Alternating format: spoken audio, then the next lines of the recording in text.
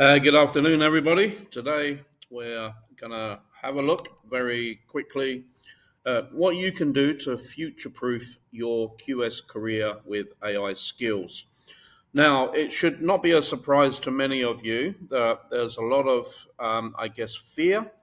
There's a lot of uncertainty with some quantity surveyors, particularly those that are more of an administrative function or what I would traditionally call more technician quantity surveyors, that they are going to be replaced. Now, let's just focus on a little bit of mindset temporarily. If you're going to worry that you're going to be replaced, then there's a good chance that you will, because what you're doing is you're conditioning yourself for failure. So let's look at it from a different perspective and say, what can I do as a quantity surveyor if I'm fearful that I'm going to lose my job, which for the majority of QSs is not actually the case. And we will dive a little bit deeper into that as well during this presentation. But the question that you really need to be asking yourself is, if I am fearful, what do I need to do to secure my place by not being replaced by AI? And really the answer, there's loads of things that you can do to make yourself more upskilled, more attractive to employers, and to feel better about yourself in terms of how you can execute your functions with a lot more accuracy, with a lot more conviction. And the truth of it is, using AI is actually quite fun. So let's get into this presentation and go through it one by one, and hopefully you're going to get something from all of this. I would encourage you to watch all of the presentation. If you can't do it in one hit, then just make a note of where this video is, just save it to your favorites and come back to it and just pick up where you were from where you left off, because I think that the majority of you are going to find what is presented here quite useful. Okay, let's jump into it.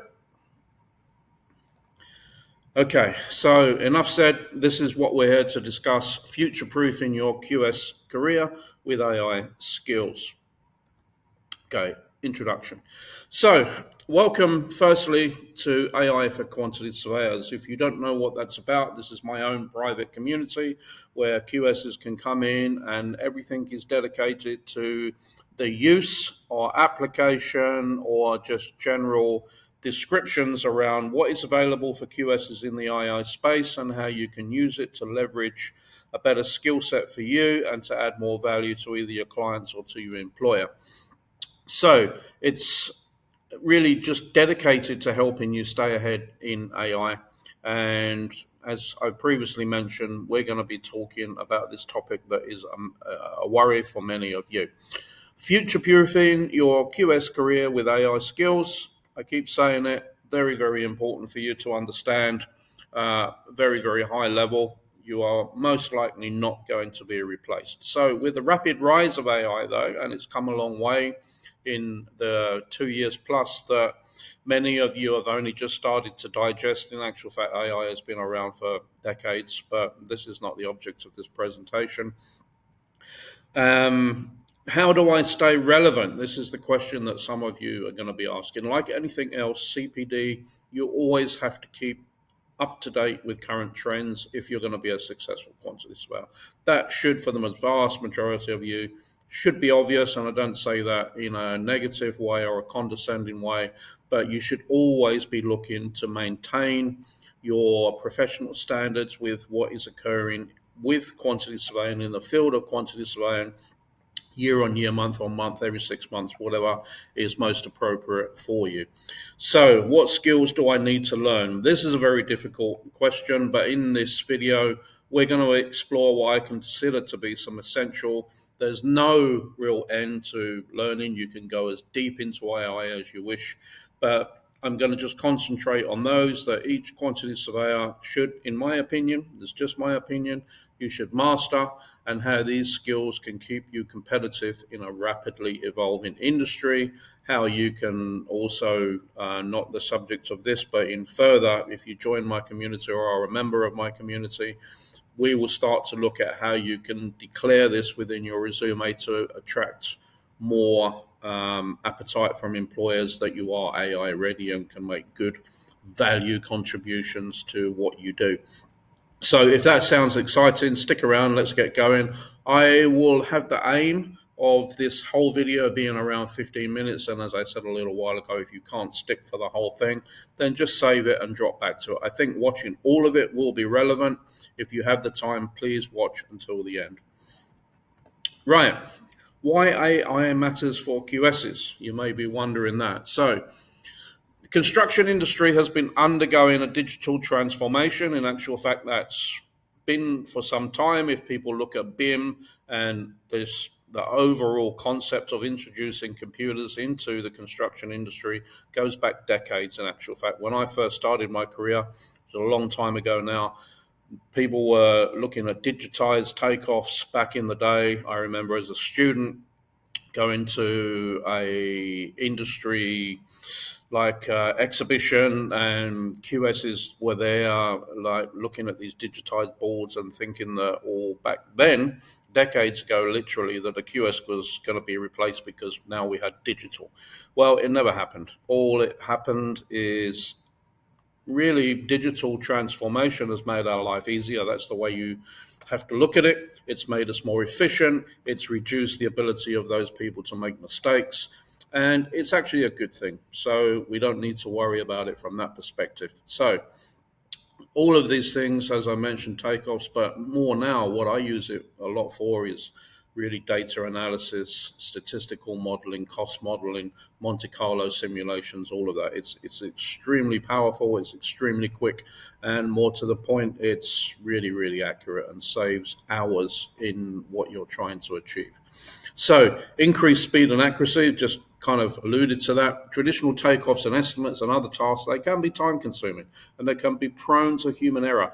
AI tools, in the right way, they can handle tedious measurement tasks more swiftly, freeing you to focus on higher value analysis. So, I personally, I use JavaScript, I use Python to create my own codes to achieve all of this largely from, say, PDF drawings. Yes, you have to fact check it, but it can go through iterations of this information way faster than we can, and more importantly, way more accurate than we can, provided you set it up for success. And we'll talk about that in other videos about how you prompt, how you get the most out of AI.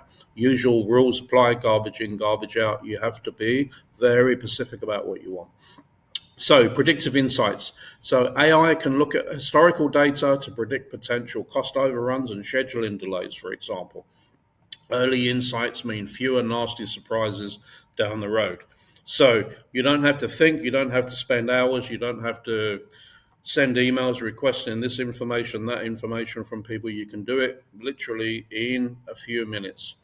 Data-driven decisions. Clients today, they're demanding not just cost estimates, but also insights into things like sustainability, life cycle costing, risk mitigation. AI-driven analytics, they can deliver actionable data instantly. And one of the things that I'm working with a few companies now on is those that are in the disputes space. They have an enormous, during discovery, for example, an enormous amount of documents. We can now leverage AI to basically upload all of those documents and let AI determine what we want to know. We ask it specific questions and it can return exactly what we need with high accuracy in literally seconds rather than days that it would take a human to go through this documentation. Very, very effective.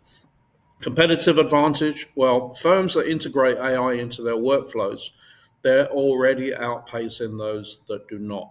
I know that to be true because I consult with a lot of individuals, corporate and individuals, and we see that when you're utilizing this at very powerful, high level, then it does make a difference to the way that your clients perceive you. So, by adopting these skills, you'll ensure that your role remains indispensable. And in actual fact, it can even create the distinction from those that are not aware of this type of thing. And the easiest kind of benchmark to that is to look at those people who are early adopters of BIM and being able to cost in the BIM environment. They are now commanding much better positions, generally higher rates of pay within organizations that do not understand how to do this. So there you go. Three, essential AI skills for quantity surveyors: data literacy and data management. This really is key. Even without AI, data is the core of what quantity surveyors do. And it's always been a problem, in my view, that quantity surveyors are not very good at documenting data or utilizing data. But really, when you go to the core of what a quantity surveyor is an expert in the cost of construction. Two things that are needed: you need to understand cost, which is driven by data, and you need to understand construction. Unfortunately, again, this is just my point of view, but in the modern day, the way that quantity surveying is taught, very few of the new quantity surveyors that come out of universities do not understand construction well enough, in my opinion, and therefore they struggle with the ability to be an expert in the cost of it. The two are very, very highly connected, but the good news is we can leverage AI to kind of bridge that gap a little bit. So, getting back to the component though, the fundamental skill should be literacy and data management. Data is really what we want to be encouraging AI to use and to give us the outputs. This is your ability to understand, interpret, and organize data so that AI tools can use it effectively. Now, if you start speaking to somebody in a different language than your native tongue, and that person is speaking your native tongue, chances are that other person is not going to understand what you are talking about. And it's exactly the same. The analogy is the same in AI. If you just give a prompt to AI expecting an intelligent answer, and the way that you have prompted it is far from intelligent, then guess what? You will not get an intelligent response. It's so important to understand. So it's only as good as the data that it's fed, like everything else. If your measurements, drawings, or cost codes are not well organized, even the best AI software, it's going to struggle with it. Generally, it will deliver inaccurate results, and then people are going to say, AI doesn't work. Well, no, AI works perfectly well. The problem is the person who is using it. Practical tips: use consistent naming conventions for files and cost codes. This should really be the bread and butter of a good QS anyway. Not to say that you're a bad one if you don't adopt it, but just try and get into the habit of doing it. Keep spreadsheets clean. No merge cells, formatting. AI doesn't really care for all of that. It's only looking for the data. It wants to use the data to return to you a great result. That's all it's interested in. It has no emotions or any of that. It doesn't care. Right. Learn basic database principles: tables, queries, relationships. It's easy to learn. You can, if you want, you have a small budget, Udemy, although those courses, in my view, are not particularly great. YouTube, generally free, not particularly good. People are only telling you part of the story. Or you can go deeper and get into even places like Harvard these days are offering free courses on data. Just explore, find something on LinkedIn. If you're a premium member, they have lots of learning components on there. There's ways to find this information. If you're watching this on YouTube, for example, and you don't know me, come and join the AI community. We'll be building all of this. You can learn it within there, and I won't be just giving you small snippets. I'll be giving you the whole rundown. Okay, so by mastering these data basics, you lay a very solid foundation, which is essential, in my view, for any AI integration into your QS workflow. Simple as that. Right. Understanding machine learning fundamentals. Now, I'm starting to get a little bit into the more in depth components of AI, but you still need to understand this. So, let's talk a little bit about machine learning fundamentals. And you don't have to become an expert, you don't have to become an engineer, but you should grasp, at least at a very high level, how algorithms learn from data: regression, classification, clustering, for example, overfitting and underfitting, and why balanced data matters. You should have an understanding of what you're trying to achieve, in other words. So, model validation, accuracy, precision, and other performance metrics. If at high level you have an understanding of how this data is going to be processed, then you have a better chance of being able to give AI a best chance of delivering you the best results. Knowing these basics help you evaluate AI tools critically. If you understand how an AI model is trained, you can spot when it's likely to fail or need more data. Again, you don't have to be an expert. You don't have to go and do a degree in machine learning. You just need to understand the high level principles of how data works.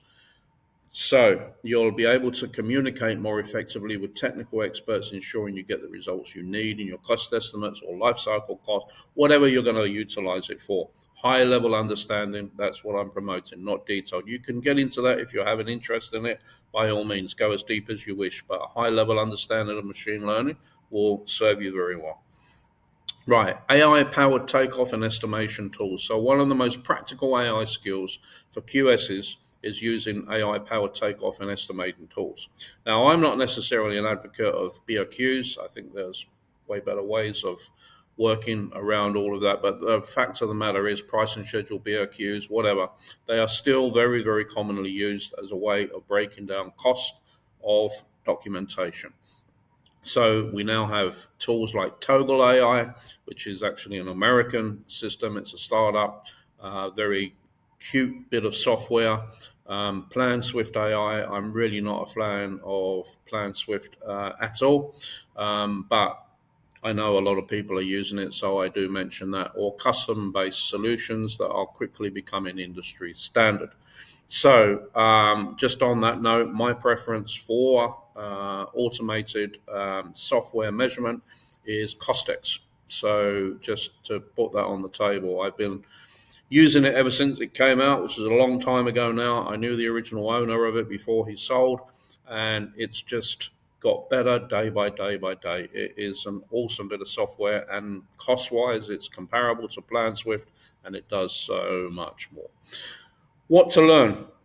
I'm not affiliated with Costex, by the way. I just am a very big fan of it because it does more than anyone would expect.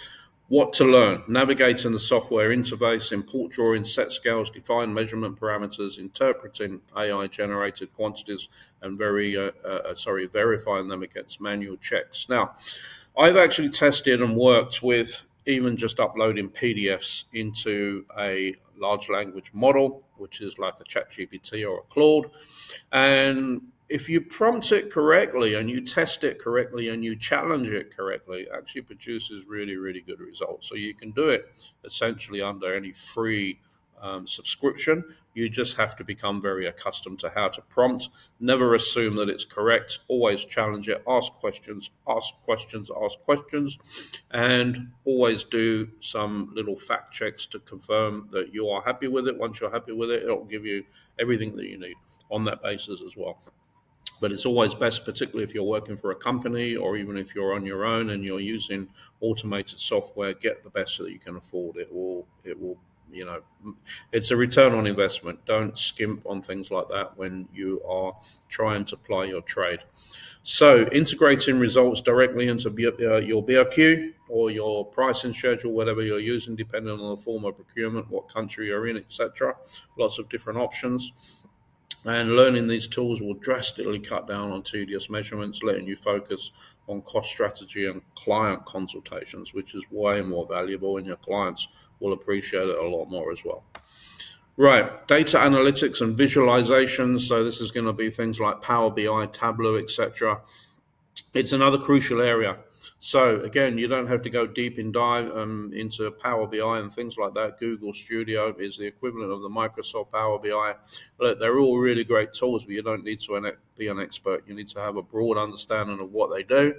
And even really, the best AI system can produce those results that are hard to interpret if they're not presented well. So it's visual. Visual is really important, even outside of the construction space and quantity surveying.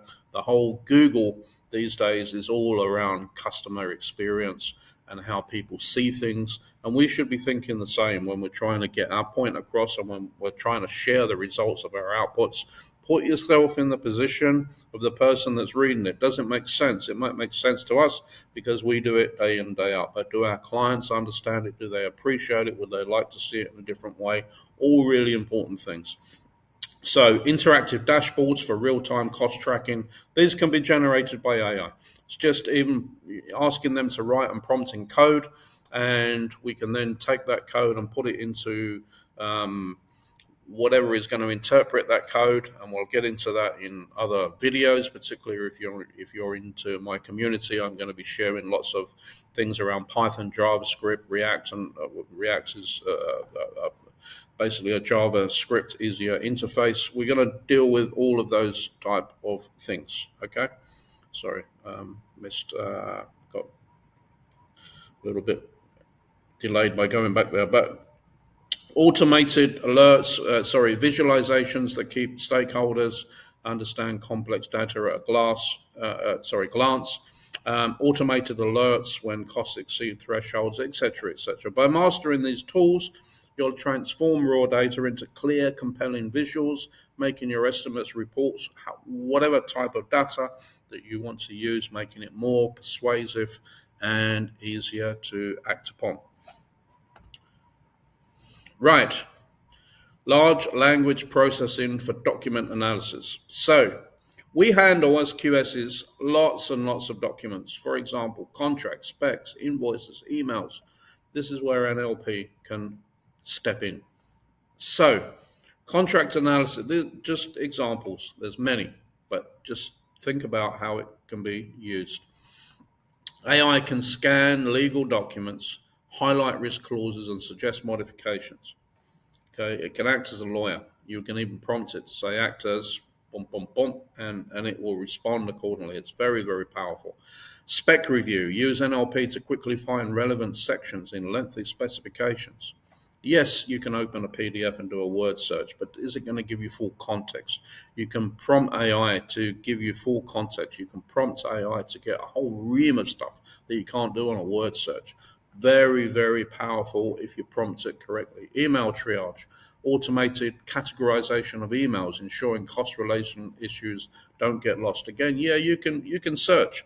If you're using Outlook, most people are using Outlook, or if you're personal, you've got Gmail. Yeah, you can search, but is it giving you the in-depth context that you need? Probably not. AI can handle all of this. Understanding basic NLP capabilities, it helps you automate the reading and interpretation of large text data sets, saving you hours of manual review. In another video that I'm going to talk outside of this presentation, I'm also going to share, again for members in my community, a software called Obsidian. It's free unless you use it for commercial purposes, and even then it's only $50 a year. I say only, but if you're using it for commercial purposes, $50 shouldn't be a problem for you. And this is a real good piece of kit where you can put all your documents in and just categorize them and search and test. We'll get into that, but it's really doing all this stuff for you. It's saving you lots of time, making you more efficient. This is the key. Okay, number 6, BIM integration and 5D modeling. For those that are not aware, if you're costing with BIM and being asked as a service to do all of that, 5D is your costing component, 4D is your program, 5D is your cost modeling. Now, in order for this to be effective, there has to be a whole load of understanding from the design team around coding and everything else. Not going to get into that now. That's way beyond the parameters of this presentation. But safe to say that BIM revolutionized the way that we visualize building projects. It goes back a long time, but now 5D integrates cost and schedule data.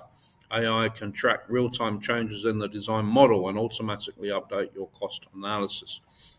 What to focus on: understanding BIM software like Revit, Navisworks, Tekla, Costex, learning how AI plugins retrieve these material quantities and costs automatically. You really have to study this if you're going to be working and an expert in the 5D BIM environment. Otherwise, it doesn't work. Simple as that.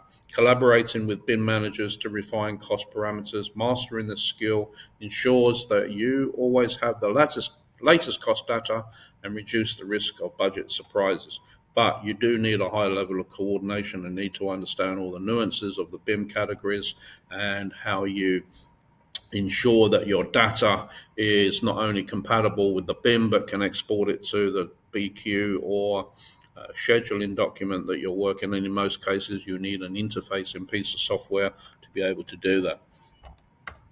Right, cloud and collaboration tools. With remote work and global collaboration on the rise, knowledge of cloud and collaboration tools is a must.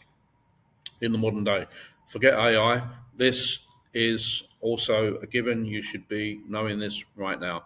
So, cloud platforms, AWS, Azure, Google Cloud, host AI services that power advanced analytics without needing on premise infrastructure. So, collaboration suites, Microsoft Teams, Slack, Asana, for example, they integrate with AI bots, enabling real time notification for cost changes, for example.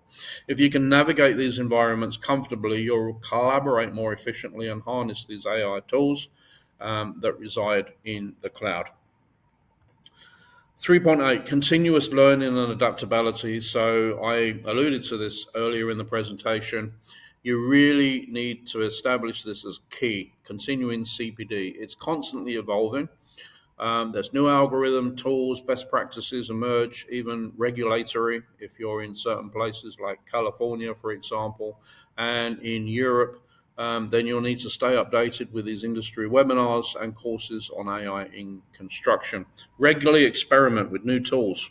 Don't just take my word for everything. Go and fact check your own things and see which align with your either your firm's workflow or what you want to achieve as a high level concept. Collect feedback from the project stakeholders and refine the approach. Always just keep testing and refining. A proactive, growth orientated mindset ensures that your skills never become outdated. 4, next step and practical applications. We're coming to the end now, so please bear with me. We've still got some good stuff to cover. I've gone over the time that I thought I wanted to spend on this, but I think it's important for you. Right, so how do you put these skills into practice? Here's a few suggestions. Enroll in targeted AI courses. Udemy, Coursera, specialized QS training programs that focus on AI, including joining my AI for QS community. If you want a link, it's in the description of this video. Attend industry events and webinars. Network with peers who have successfully integrated AI into their QS roles. Find people who are already where you want to be. Learn from them. Don't try and reinvent the wheel. I learned this a long, long time ago. If you want to be in the place that someone is already in, learn from them. Mentorship is by far the fastest way to ascend to where you want to be. They've already suffered all of the pain that you will go through if you try and replicate. That's why it's extremely powerful.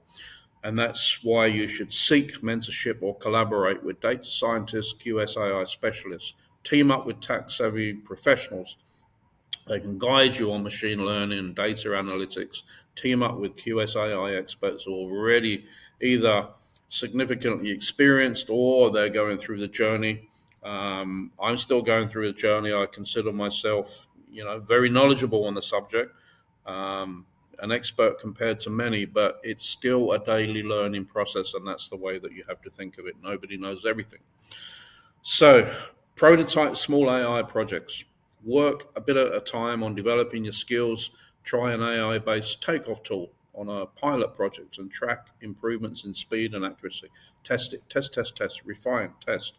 By gradually incorporating these steps, you'll be well on your way to becoming an AI-savvy QS. Right, conclusion. We're nearly there, folks, and I appreciate if you're still with me. I appreciate that you have learned, hopefully, something, and I want to thank you for getting this far. Most people will have dropped off by now, but if you are still here, kudos, and that means that you're really interested in learning about this, and follow me for more because I'm going to give you a lot more value around this subject. So, the essential AI skills that will keep you competitive and relevant as a QS. From data literacy to machine learning basics and cloud collaboration, these are all the building blocks for future-proofing your QS career. So if you found it valuable, please like it, subscribe, turn on the notifications, all that other good stuff so that you won't miss an update. I promise to keep adding as much value as I can around these subjects. We're going to cover a lot of things. They might be a bit kind of random. They're going to be generated as I think of things or experimenting with things that I feel that other QSs will not need to understand. But would benefit from understanding what I've gone through. And this is really why I've generated this channel and the community, so that we can get this knowledge out to others so that they can start implementing as well. So if you've got any questions or you want to share your experience with AI tools, please drop a comment. The more the merrier, and I'd love to hear your thoughts. It's always good to hear what other people are doing. I've had lots of people reach out to me and share that they're working with JavaScript, they're working with Python, they're experimenting with all different manner of things. Really, really great to see. The more that we can learn and share together, the better for the industry. That's my thoughts. So thanks for watching, and until next time, just stay curious, stay innovative, and keep shaping the digital future of construction cost management. And above all, be true to yourself and don't be fearful. Embrace all the changes and make yourself a better QS in the process. See you in the next one.